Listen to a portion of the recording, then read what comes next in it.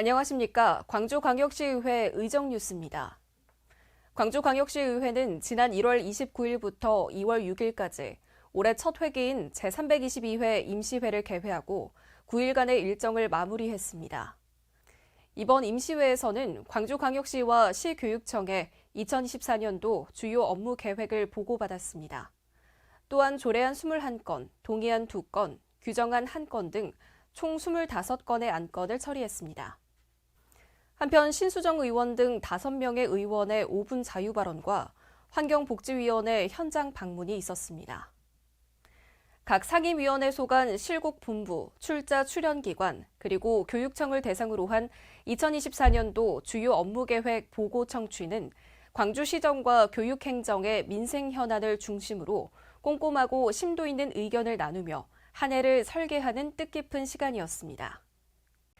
상임위별로 처리한 조례안으로는 의회 운영위원회에서는 광주광역시의회 주민조례 발안조례 전부 개정조례안 등 2건, 행정자치위원회에서는 광주광역시 사무의 민간위탁조례 일부 개정조례안 등 6건, 환경복지위원회에서는 광주광역시 시민참여형 에너지전환 지원조례 일부 개정조례안 등 4건, 산업건설위원회에서는 광주광역시 친환경 도시조명 설치 및 운영 조례안 등 6건, 교육문화위원회에서는 광주광역시 각급 학교 학생 교통 안전을 위한 조례안 등 3건, 총 21건의 조례안을 의결했습니다.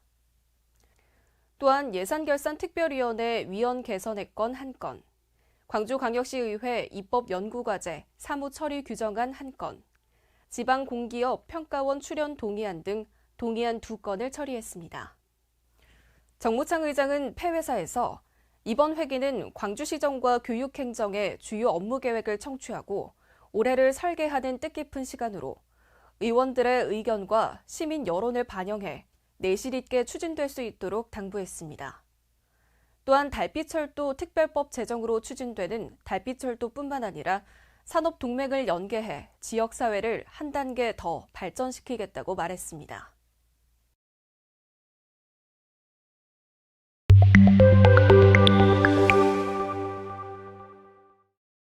이귀순 의원이 대표 발의한 광주광역시의회 지방공무원 복무조례 일부 개정조례안은 지방공무원 복무규정 개정사항을 반영하고 출산 장려를 위해 배우자가 난임치료 시술을 받는 경우 남성 공무원이 동행할 수 있도록 특별 휴가를 신설하고자 발의됐습니다.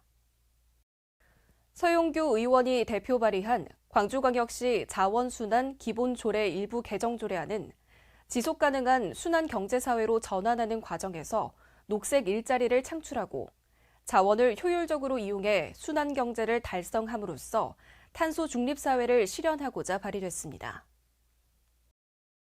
서임석 의원이 대표 발의한 광주광역시 교육청 친환경 운동장 조성 및 관리 조례 일부 개정 조례안은 환경 친화적이고 안전한 학교 운동장 조성을 위한 운동장 소재 선정 시 해당 학교의 의견을 청취하고 학생들의 체육 활동을 증진하여 학생 건강 향상에 이바지하고자 발의됐습니다.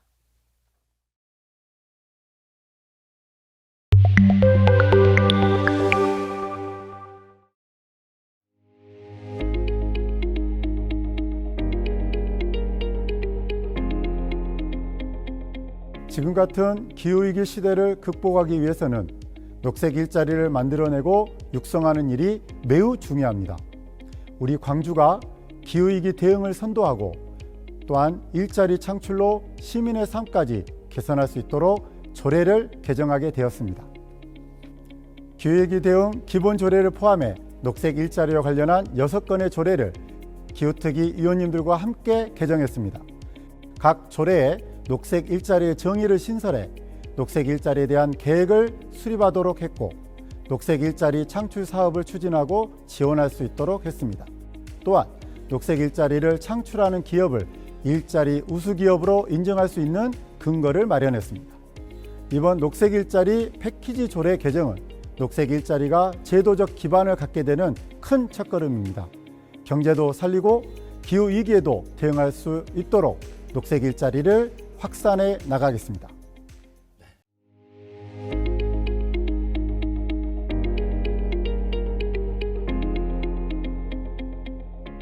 광주광역시에 소재한 공립 및 사립학교의 특수학급 미설치교의 편차를 줄이는 데 노력하며 각 학교 대상으로 특수학급 설치 환경을 조성하고 지원함으로써 특수교육 대상자의 학습권을 보장하기 위하여 조례안을 발의하게 되었습니다. 본 조례안은 교육감이 특수학급 설치, 운영 경비와 특수학급 설치에 대한 인식 개선을 위한 프로그램 운영을 지원할 수 있도록 했습니다. 또한 특수학급 설치 계획을 매년 수립 시행하도록 했습니다. 조례를 통해 특수교육 대상자에게 개별적 장애 특성을 고려한 맞춤 교육과 적절한 재정적 지원을 제공함으로써 앞으로도 늘어나는 특수학급 및 중증 장애 학생에 대한 인력 지원 등 모든 학생의 학습권 보장을 위해 적극 나서겠습니다.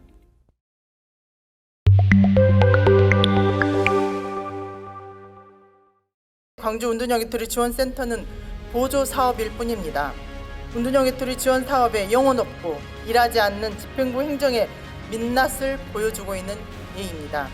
운동형 지원센터는 보조 사업으로 운영되어야 합니까? 아니면 민간 위탁으로 운영되어야 합니까? 우수 사례로 모범이 된 광주 운동형 지원센터는 도대체 무엇입니까? 전국 최초의 센터 설치라는 말이 무색할 정도입니다. 운동 당사자를 발굴하고 지원하기 위한 노력이 복지사회로 한 걸음 더 나아가고 이를 위한 노력이 진정한 적극 행정이자 광주시가 가고자 하는 통합 돌봄의 지름길이 될 수 있음을 5분 발언을 통해 밝히는 바입니다. 미래차 국가산단과 서부장 특화단지를 묶어서 광주의 미래 먹거리의 전략과 실행을 책임질 지역사회 거버넌스 컨트롤 타워를 제안합니다. 미래차 국가산단 활성화 핵심은 앵커기 유치입니다. 기아자동차 광주공장을 미래차 국가산단 부지로 이전한 논의를 시작해야 합니다. 산업 트렌드 변화로 전기차 중심의 마저 배터리 공장이 필요합니다. 전 세계의 산업 생태계가 급변하고 있는 이때 지역산업 거버넌스 컨트롤 타워는 꼭 필요합니다. 기아차 광주공장의 미래차 국가산단으로 이전은 광주 미래산업의 근본 구조를 재편할 중요한 선택이 될 것입니다. 지역건설 산업체는 절망이 앞섭니다. 지역건설 산업체의 총 건설 수주액 5조 3,750억 원 중 관내 수주는 1조 5,518억 원으로 28%의 수준이고 타 지역은 3조 8,237억 원으로 76%라는 높은 수치를 기록했습니다. 하도업체는 더욱 열악합니다. 지속 가능한 기술 도입을 유도하고 기술 지원 프로그램을 운영하고 시공 능력 제고와 혁신 기술 개발 등을 강화를 공고히 해야 할 것입니다.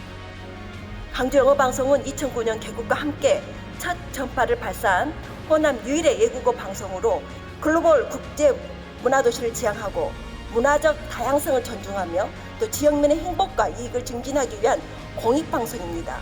지상파가 지닌 사회적 영향력으로 인해 지상파 주파수는 공적 소유이며 또 수익이 아닌 사회적 공익이 우선이 되어야 합니다. 폐지 수순을 통한 재단 정립보다는 먼저 활성화 방안을 강구하는 것이 우선되어야 한다고 생각합니다. 청취자들의 의견과 제안을 적극적으로 수용하고 참여 프로그램명을 개발하여서 청취자들이 방송에 직접 참여할 수 있는 기회를 제공해야 합니다. 우원 정수의 편차를 조속히 해결할 것을 말씀드립니다. 나선구구는 타 선구구보다 인구수가 2배가 넘습니다. 하지만 인구 차이가 2배가 넘음에도 불구하고 우원 정수는 3명으로 같습니다. 이처럼 두 지역의 인구 편차를 반영하지 못하고 일률적으로 편성된 인구 정수, 우원 정수로 인해 나선구 지역민들의 의견이 제대로 반영되지 못하는 상황에 놓여 있습니다. 우원 정수를 늘리는 방안과 우원 정수를 재배정하는 방안 두 가지로 인구 편차에 따른 우원 정수 재배정을 말씀드렸습니다. 철저히 지역민을 위한 배분이어야 할 것입니다.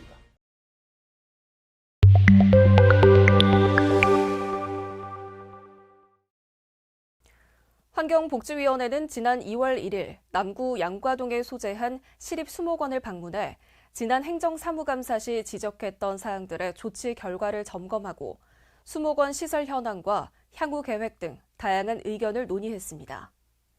조석호 위원장은 앞으로도 광주 시민뿐만 아니라 전 국민의 힐링 공간으로 사랑받을 수 있도록 수목원 조성과 관리에 최선을 다해 주시길 바란다면서 의회에서도 운영 진행 상황을 꼼꼼히 챙기고 필요한 부분을 지원하겠다고 말했습니다. 유독 길게만 느껴졌던 겨울이 마무리되는 것 같습니다. 다가올 따뜻한 봄날을 기다리면서 행복하고 설렘이 가득한 달 되시기 바랍니다. 이상으로 광주광역시의회 제322회 임시회 의정 뉴스를 마칩니다. 시청해주신 여러분 고맙습니다.